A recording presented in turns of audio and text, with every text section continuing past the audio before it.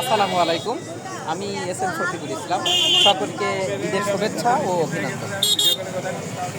আজ এসেছি আমরা ঈদের তৃতীয়তম দিনে। নবগঙ্গা নদীর উপরে যে ব্রিজটি আছে, আর সেই ব্রিজের পরে অনেক মানুষের সমাগম। ঈদের আনন্দে আছে উদ্ভাসিত, আনন্দিত। এই আবেগ ঘন মুহূর্তে আমরা এসেছি একটু ঘুরতে।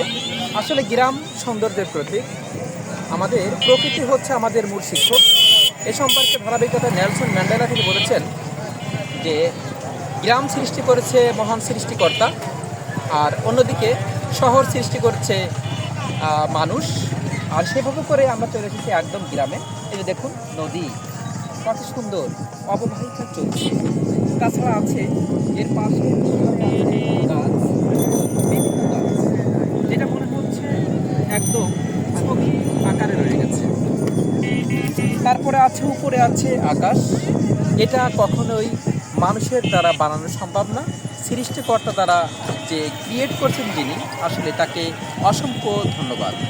আর এভাবে করে আমরা শেয়ার করছি আমাদের গ্রামের সৌন্দর্য, আমাদের গ্রামের অপরূপ সৌন্দর্য। সকলকে ধন্যবাদ। আবারও একবার ঈদের শুভেচ্ছা জানিয়ে শেষ করছি আমাদের এই গ্রাম থেকে। আসসালামু আলাইকুম।